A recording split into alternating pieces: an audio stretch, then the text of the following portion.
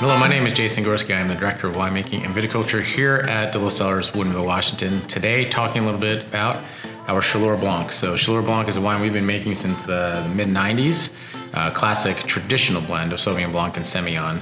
So the kind of roadmap for this wine with Sauvignon Blanc in the lead and Semillon in support. We source Sauvignon Blanc and Semillon from multiple sites. So every site is managed separately, harvested separately. So we whole cluster harvest.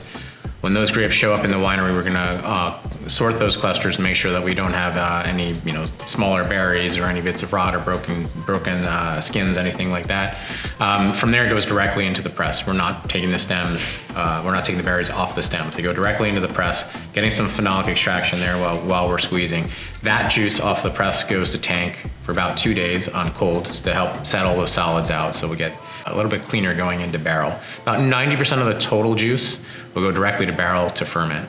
The other 10% goes into stainless steel. The reason we don't fill those barrels all the way to the top is that while they're fermenting, they would actually overflow. So that stainless steel fermented will top the barrel fermented. Once they go through sugar fermentation, they get a little bit less messy.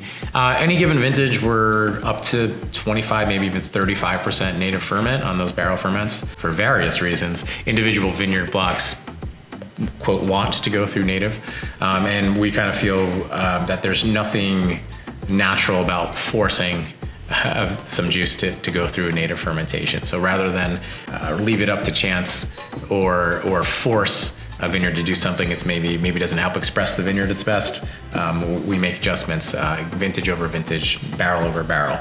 So once we're all in the barrel and tank and fermenting, every single vessel is treated separately. So even if it started from the same vineyard block, ended up in the same tank, those barrels side by side, we're going to be tasting, assessing, and analyzing each barrel and kind of addressing each barrel's needs accordingly.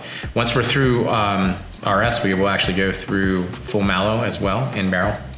At that point, the stainless steel tops all those barrels, so now we're 100% in oak, and this is generally about October, early November.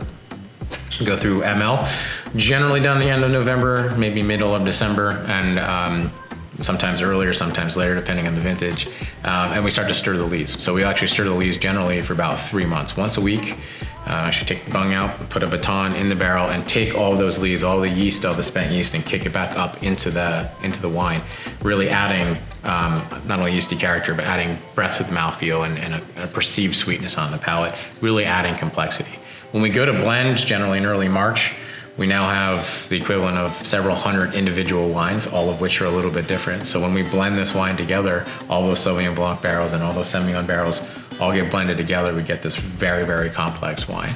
I wouldn't say that 25 years ago the intent was to make a wine that could age for 30 years, but this wine has proven, we tried wines from the late 90s and early 2000s, they're very much still alive.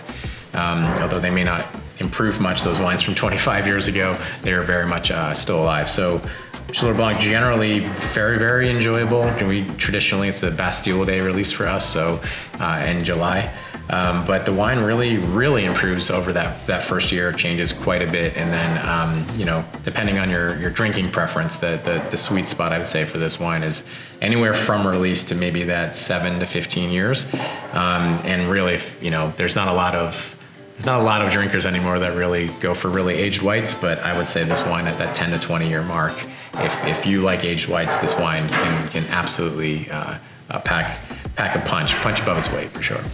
Really the sort of flavor profile that we're always looking for from Chaleur Blanc is to have that bright acidity from Sauvignon Blanc, with some honeysuckle restraint from Semillon, and then lots of lees character and barrel character from the oak treatment.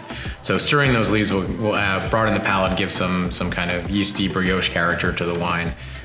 Just a lovely complex wine. So once we take all those barrels and blend them back together, we end up with this incredibly complex wine. For fruit sourcing, it's changed over the past 20 years, of course, but in general, Sauvignon Blanc has a tendency in the vineyard to be a bit of a chameleon in that it can express itself in many different ways. Kind of grows in various climates, warm to cold, and therefore will express a little bit differently. So we have a very old planting at Sagemore Bacchus, which is in the White Bluffs AVA that we've sourced from a very long time. Those old vines, the characteristics very much of white flowers. Just adjacent to that block is another block of Sauvignon Blanc. It's only about 5 years younger, but it really has very classic golden hay character, which is very typical for Sauvignon Blanc. We source both Sauvignon Blanc and Semillon from Dick Boucher's vineyard at County Line, so right by his house. So that area of the Yakima Valley is a bit cooler, and really, especially the way Dick farms, we get a little bit more earthy character in these wines. So for the Sauvignon Blanc specifically, it's a little bit less overt fruit character and tends to be a little bit more earthy and restrained. And then on the Semillon side, again, I normally describe this little honeysuckle character. At Dick's place, the Semillon has a little bit of like lemon lime curd, so it's a very strong citrus character, almost like zest, and it brings a bright, really bright, refreshing acidity and an impression of liveliness from that component. Elsewhere throughout the Columbia Valley, we do have some warmer climate sites as well, and those we move away from that golden hay character to a little bit more tropical.